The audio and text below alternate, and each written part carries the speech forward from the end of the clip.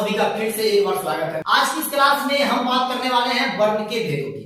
जैसा कि आप सभी जानते हैं पिछले क्लास में वर्ण तक हमने पूरा अच्छे प्रकार से स्टडी किया है, तो आज का जो हमारा क्लास होगा इसमें हम जानेंगे जो वर्ण के भेद, यानी वर्ण के कुल कितने भेद होते हैं। तो फ्रेंड्स, वर्ण के जो भेद होते हैं ये कुल 2 भेद होते हैं।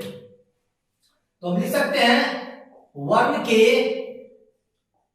2 भेद होते हैं। हम लिख सकते हैं ऐसे, पहला हो जाता है अपना स्वर वर्ण और दूसरा अपना हो जाता है व्यंजन वर्ण। तो चलिए हम स्वर वर्ण पर चर्चा करते हैं, व्यंजन वर्ण अभी हम साइड में रखते हैं। तो सबसे पहला क्वेश्चन अपन यही बनता है कि स्वर वर्ण क्या होता है। स्वर वर्ण क्या है? स्वर वर्ण क्या है? पहला क्वेश्चन अपना हम लोग का यही बन जाता है, स्वर वर्ण क्या है। स्वर वर्ण किसे कहते हैं? तो हम लोग अक्सर पढ़ते आए हैं स्वर उन वर्णों को कहते हैं जिनके उच्चारण में किसी दूसरे वर्ण की सहायता नहीं लिया जाता, उसे हम स्वर वर्ण कहते हैं। अक्सर हम लोग पढ़ते आए हैं क्लास 6 में, क्लास 7 में, क्लास 8 में, क्लास 9 में, इस तरीके का क्वेश्चन पढ़ते आए।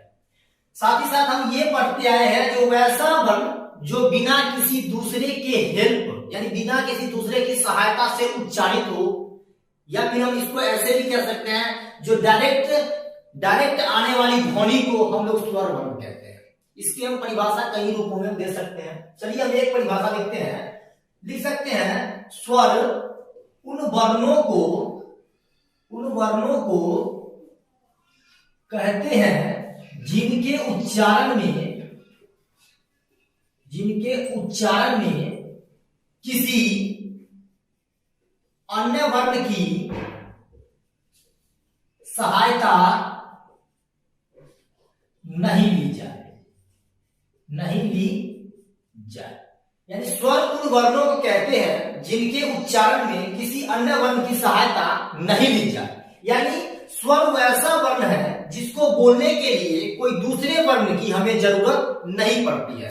हम अक्सर ये चीज सुनते आए और जानते भी हैं कि स्वर वर्ण जो है ना अपने आप में स्वतंत्र होता है, उसे ना स्वतंत्र वर्ण माना जाता है स्वर वर्ण को।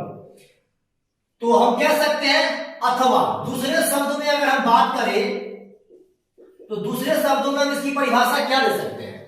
तो लिख सकते हैं इसको हम स्वयं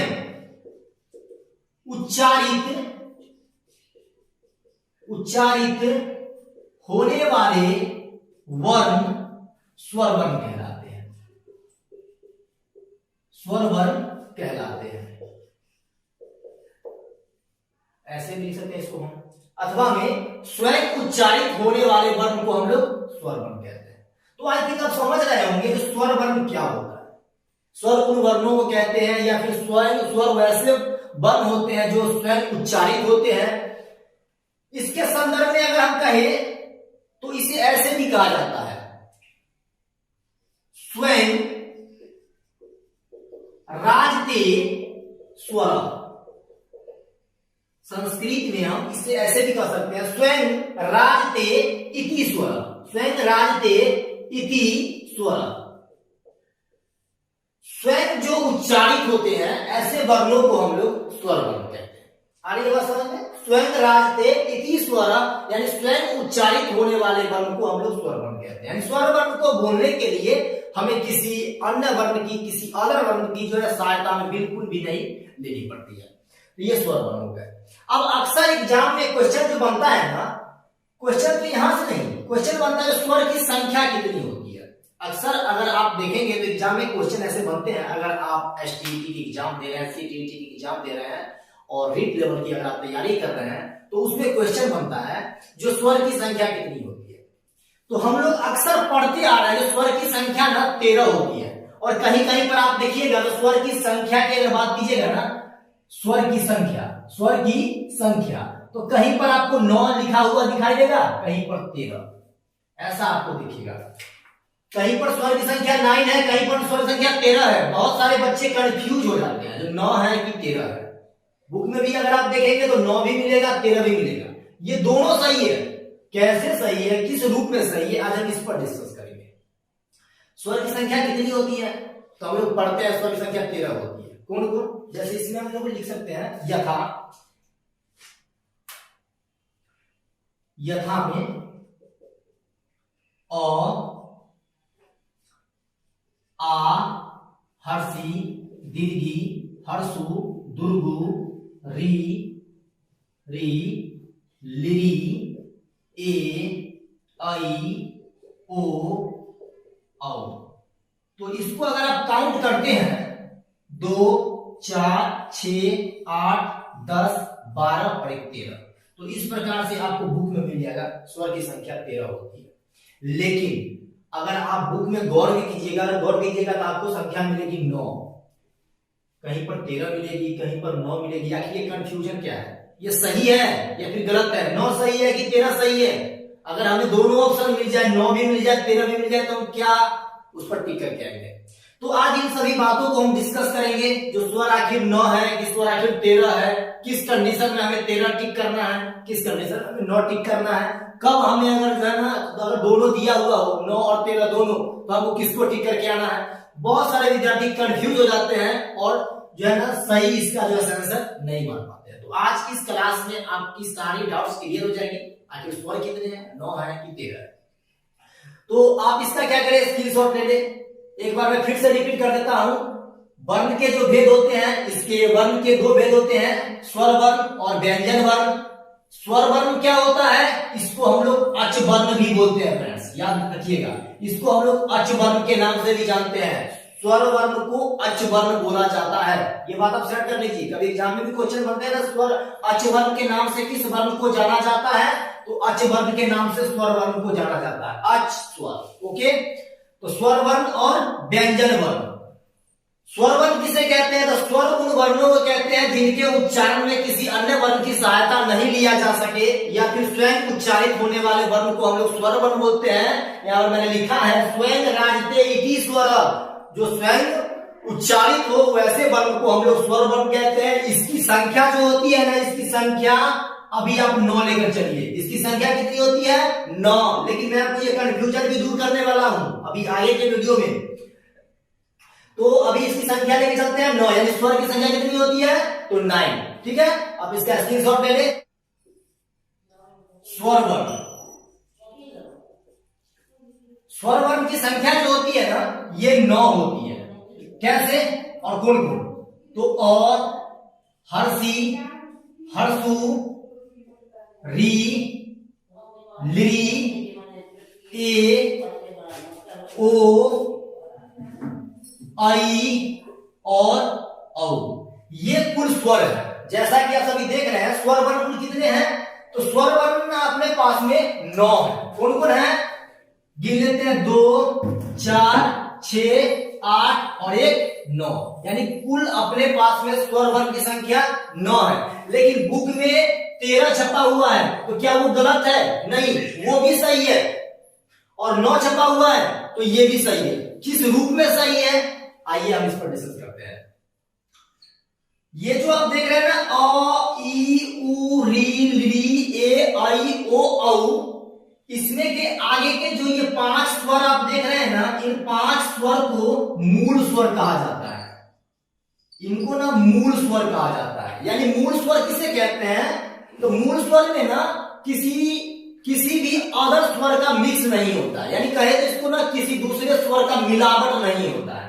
और जिसमें मिलावट नहीं होता है ना, जो मिक्स नहीं होता है ना, उसको मूल स्वर की संज्ञा दी जाती है। तो ये आगे के 5 स्वर जो आप देख रहे हैं, अ, ई, उ, री, ली, इसको हम लोग मूल स्वर बोलेंगे। और बाकी के जो ये 4 स्वर आप देख रहे हैं ना, इन चारों स्वर को हम लोग संयुक्त स्वर बोलेंगे। क्या बोलेंगे, संयुक्त स्वर। आगे के ये 5 स्वर मूल स्वर और पीछे के ये 4 स्वर संयुक्त स्वर। तो इस प्रकार हमारी जो स्वर की संख्या बनी, वो कितनी बनी, 9 बनी। अब बात करते हैं जो स्वर की संख्या कहीं कहीं पर 13 भी होती है, वो कैसे होती है। तो फ्रेंड्स क्या है ना, ये जो आप देख रहे हैं ना आगे के 5 स्वर, तो इन 5 स्वर में जो ये 4 स्वर है, इन चारों स्वर का जो दीर्घी रूप होता है, यानी कि इन चारों स्वर का जो दीर्घी रूप होता है ना, वो अगर ऐड कर दिया जाए तो हम अपने पास में कुल 13 स्वर हो जाते हैं। जैसे इसका दीर्घी रूप क्या होता है, अ का दीर्घी रूप अगर स्वर ऐड करें तो आ, हर्षी का अगर दीर्घी रूप ऐड करें तो दीर्घी, हर्षु का अगर ऐड करें तो दुर्गु, री का री।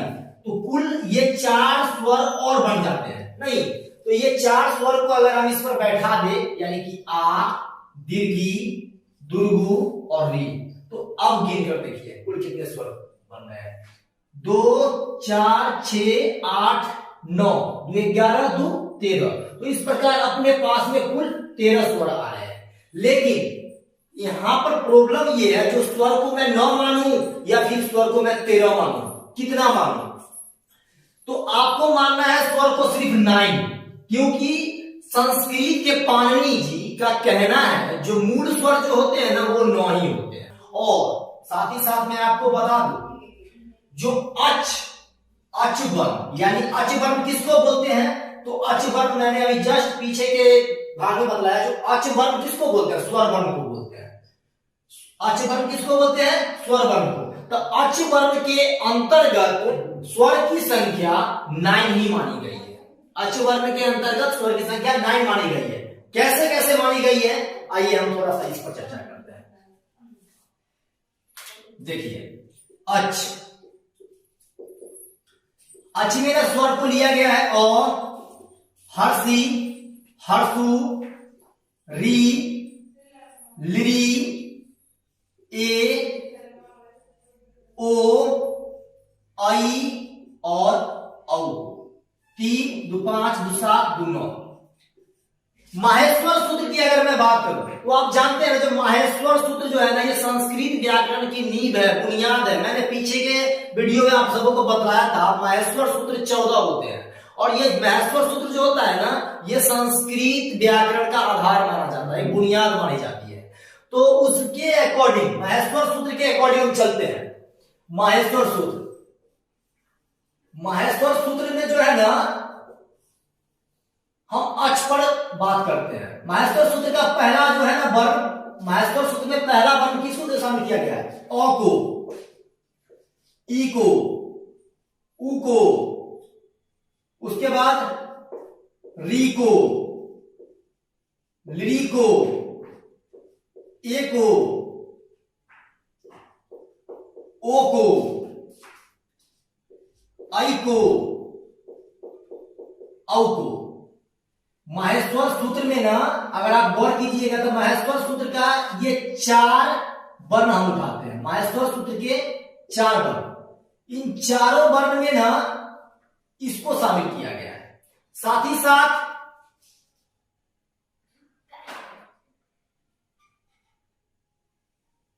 यहां पर क्या है ना, न, क, अंग और च, यानी कि माहेश्वर सूत्र के प्रथम, द्वितीय, तृतीय, चतुर्थी में जो वर्ण शामिल है ना, उसमें कुल इतने वर्ण शामिल है। माहेश्वर सूत्र के मैंने 4 वर्णों को उठाया है, 4 स्टेप को उठाया है। तो इन चारों स्टेप में ना इतने वर्ण शामिल है। तो आप जानते हैं ना, जो ये जो वर्ण होता है ना, ये सारे वर्ण साइड के, ये सारे के सारे वर्ण क्या है? ये व्यंजन वर्ण है। और ये व्यंजन वर्ण का लोप हो जाता है। जब ये व्यंजन वर्ण होते हैं इसका लोप हो जाता है। मैं आगे की वीडियो में बताऊंगा व्यंजन वर्ण का लोप कैसे होता है। तो ये व्यंजन वर्ण का लोप हो जाता है। अब लोप होने के बाद आप अगर अ से लेकर के अगर यहां तक गिने, औ तक गिने, तो आपको आप देखिएगा कुल कितने वर्ण आ रहे हैं। यहां से लेकर गिनते हैं तो इसमें हम अ लेंगे और ई लेंगे, उ लेंगे। 9 को तो हमको लोप कर देना है। फिर री लेंगे, लिरी लेंगे, क यहां से लोप हो जाएगा, ए ओ इसका लोप हो जाएगा, आई औ और च का लोप हो जाएगा। अब गिनिए इसको, तो 3 2 5 2 7 2 9।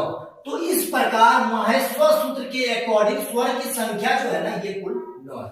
तो अब मुझे नहीं लगता है कि स्वर में आपको कंफ्यूजन होगा, स्वर आखिर 13 है कि 9 है, 13 है कि 9 है। तो वास्तविक रूप से स्वर कितने हैं? तो 9 है। माहेश्वर सूत्र के अकॉर्डिंग भी देख लो आप। अब बात करते हैं ना, ये 13 कब है? तो मैंने अभी जस्ट बताया है, जब इन सबों का दीर्घीकार रूप अगर आप शामिल कर देते हो ना, दीर्घी रूप शामिल कर देते हो ना, तब जाकर के स्वर की संख्या कितनी आती है? 13 हो जाती है। यानी अ का दीर्घी रूप, हर्षी का दीर्घी रूप, हर्षु का दीर्घी रूप, री का दीर्घी रूप अगर शामिल कर देते हैं ना, स्वर 13 है। अगर आपका क्वेश्चन बने स्वर की संख्या कितनी है, अगर ऑप्शन में आपको दिया हुआ हो स्वर की संख्या कितनी है? ऑप्शन में आपको दिया हुआ हो 13, ऑप्शन में दिया हुआ हो 9, 21, 27। तो यहां पर आप कंफ्यूज मत होना। स्वर की संख्या कितनी है? तो 9। 13 को यहां पर चूज भी मत करना, सिर्फ 9 और 9। क्यों? क्योंकि महत्व स्वर सूत्र के अकॉर्डिंग भी हमने देख लिया। अगर आपसे पूछा जाए यहां पर स्वर की संख्या कितनी है और उस कंडीशन में अगर ये ऑप्शन नहीं दिया हुआ है, ये ऑप्शन अगर नहीं दिया हुआ है यानी 9 ऑप्शन नहीं है, तो ऐसे कंडीशन में आप 13 मार सकते हो। लेकिन अगर आपके पास में 9 अवेलेबल है तो आप ना 9 को ही मारना, 9 को छोड़ो, किसी और को नहीं मारना। तो आई थिंक आप समझ गए होंगे स्वर वर्ग की संख्या कितनी होती है, स्वर किसे कहते हैं और किस कंडीशन में हम लोग 9 बोलते हैं और किस कंडीशन में हम लोग जो है ना 13 बोलते हैं। यानी किस कंडीशन में स्वर की संख्या 9 हो जाती है और किस कंडीशन में 13 हो जाती है।